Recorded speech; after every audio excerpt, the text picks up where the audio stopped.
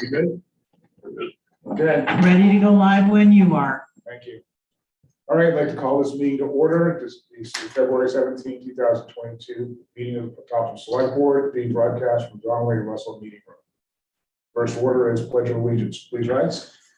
I pledge allegiance To the flag of the United States of America and to the republic for which it stands, one nation, under God, indivisible, with liberty and justice for all. Is that you on? No, on the record. Okay, Dave Douglas is his absence. Roland Tuck's here. Bruce Lyons, Yeah. Marie Billet, Here. and Matt Nixon, president. next item, Town Manager's Report. Okay, the only thing I have tonight is I'd like to remind the residents of Topsham that budget meetings for the town, MSAT 75 and Saginaw County are currently being held. Please visit the respective websites for meeting dates and locations, and your attendance is strongly encouraged. Thank you. Next item, Board and Committee Reports and Updates. First up is an update on the Parks and Recreation Department, Pamela Dukes, Director.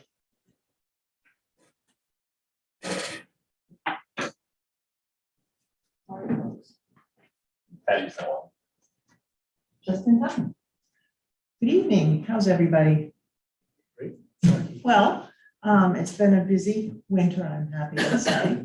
Things are semi-close to normal for Parks and Recreation. Still have a few masks to wear and still have a few precautions to take, but things have gone fairly well. We're through our recreation basketball season and we've moved on to travel. We are, for this year, only offering a 5th and 6th grade travel program because that normally goes for the whole year. And because of the situation in the fall, we weren't able to do that. So they'll be playing what we call March Madness ourselves here for the month of March. We just recently had 62 people sign up online and we offered the Valentine Scavenger hunt, which basically has clues throughout the town. And people have to go and get the heart and the number that's in there. We actually had 35 people submit answers and we had 24 correct ones. So on Tuesday afternoon, Assistant Manager Walt drew 4 names and those families have received a gift package for participating. And that kind of was a huge hit last year and seems to still be a hit this year. So I reported to you earlier this week on the budget, and one of the things that you had a question on was if we were going to need more money in the future to offer the next week's winter chill. And we have created a great nucleus of different departments that are participating.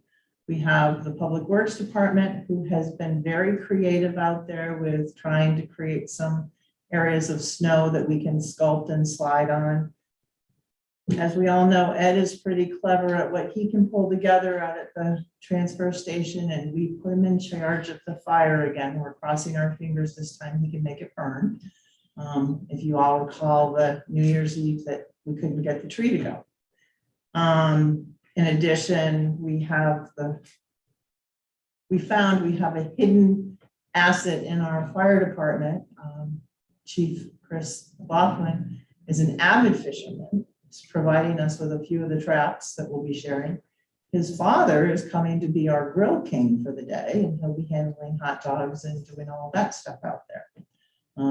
And on top of all of that, if you don't have a bait bucket, the Topsham Public Library has invested in many bait buckets that we'll be providing to everybody. So they'll get their fish, they'll get their line, they'll get their trap, and each family is allotted 2 to start. If we have a great turnout, that should suffice, but in case it isn't, we'll be able to share and provide them to other people.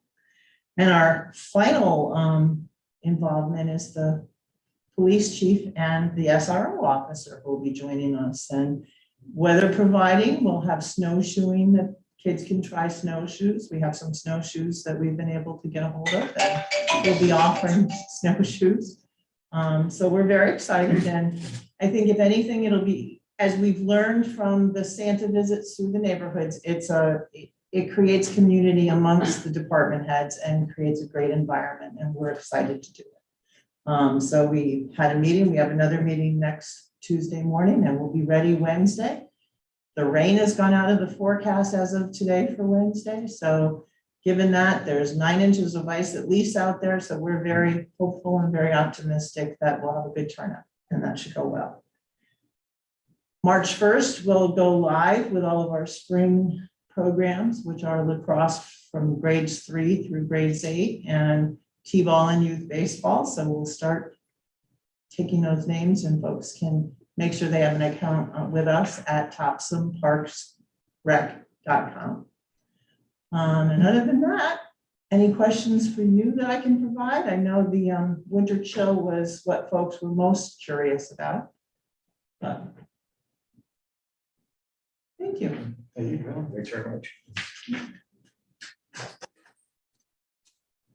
Next up, we have an update on the Public Works Department. Dennis Cox, Director of Public Works. Good evening, everyone. Dennis Cox, Topsham Public Works. I just wanted to share with you some of the challenging parts of the winter this year for Public Works. It started out kind of late into mid-December before we finally saw any winter. We were busy doing sign straightening, brush cutting. We even got into doing some shoulder work in December, which is kind of unusual, but because it was cold and dry, we could do that work. But when winter came, it came with vengeance. We've been kept very busy trying to treat the ice on the snow, mostly ice on the roads and the sidewalks this year. I just kind of want to reflect back for the selectmen. A few years ago, we had a meeting with you folks, the select board, I should say, excuse me. We had a meeting where we prioritized our sidewalks, and so we do recognize that and plow in that order. But I share that with you tonight because we've had a lot of complaints, it seems like, this year with our sidewalks, and I think it's because of the nature of the weather. It really is. Again, I just share with you as you may not be aware of it.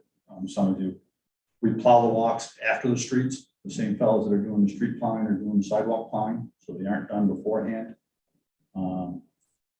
We've had 7 storms over weekends this year, and when we get done Sunday afternoon, Sunday night, the guys go home. We come back in fairly early on Monday morning to get started on sidewalks, and they haven't always been cleared before school starts. It's just the nature of the beast, trying to get some rest for the fellas and keep after the timing of the storms. Our hands are tied on that. We don't have a whole lot we can do about that. A couple of tasks that we've done several times this winter that's unusual is treating the sidewalks for the ice. We have 2 machines for plowing sidewalks. They both have sanders on, but you either chase from a sidewalk back to the garage, back to the Public Works facility to get sand and salt for the walk, or you bring it to them. So to try to expedite things, we've been having 2 guys in a small truck follow the sidewalk machine, which only can go, I'm going to say roughly a mile on a sidewalk before it has to be reloaded by hand. It's just a small hopper type sander on the back of the machine. So it's labor intense, it's slow. We have about 15 miles of walks to do. So it takes us almost a week to get through all the walks when we try to sand. We usually do it maybe once a year, sometimes twice a winter. We've done it probably 4 times already this winter. I think the reason for the priority is we've had less snow, so people are trying to be out walking and not realizing how slippery things can be still. It's compared to their driveway ends. The water runs by at the end of the driveway, it freezes up. Our walks are the same scenario. It's at the edge of the road where it freezes. We've tried to do the best we can with that project out there. You may have heard in the state, a few towns have had some problems with getting salt. We have not had that problem. Topsham is in with the Greater Council form of government in Portland. So we're with that COG group down there. There's about 28 communities. The only time we've had a little bit of a scare was due to the COVID situation with some of the delivery drivers by the company that delivers our salt. They deliver it from Portland to us for the inclusive price that we're charged. It's unique for us. We have to keep an eye on our salt use. Unlike the winter sand we put up in the fall, because we have a storage facility for that, we have limited storage for salt. So I'm conscientious of how much we're using, what the forecast is, so we can try to stay on top of that as well. So it gets to be a little bit of a juggling act with COVID, deliveries, and availability of it. But it's worked out well so far this year, again.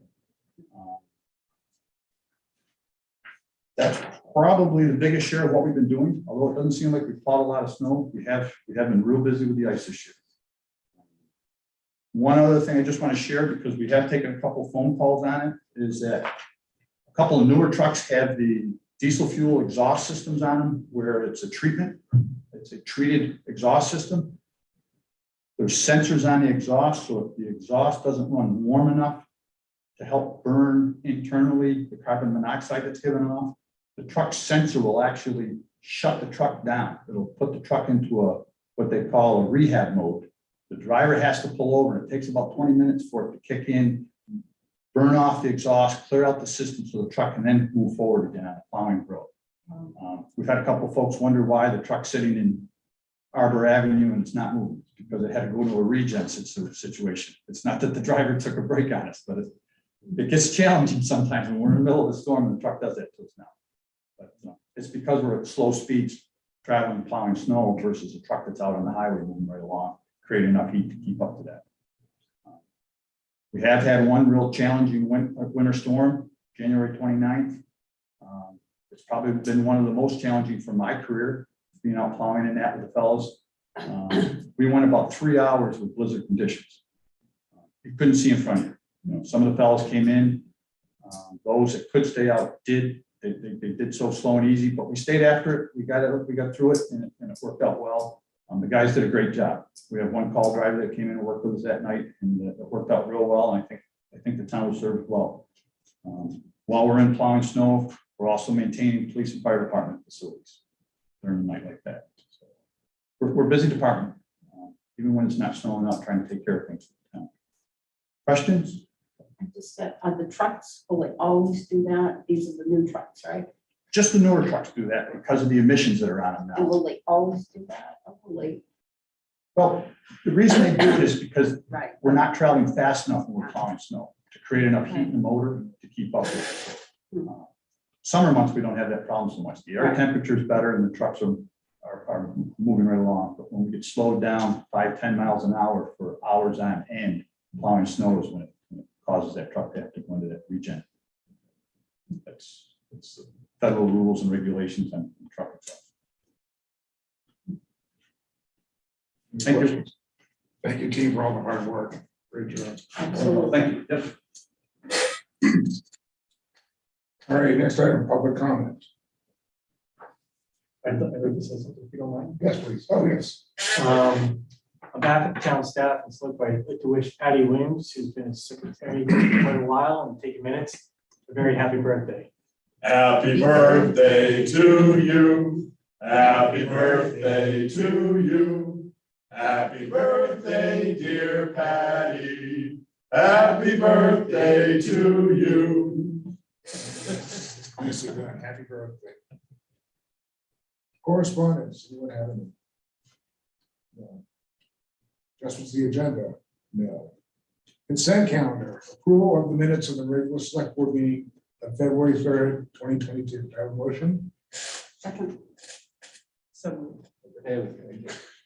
We have a second and first. All those in favor? Unanimous. Public hearing, none. Unfinished business, none. Old business, none. New business, none. Next order of business is an executive session, item 22-10. Enter an executive session pursuant to 36 MRSA subsection 401 and 1 MRSA subsection 4056F to deliberate over an abatement.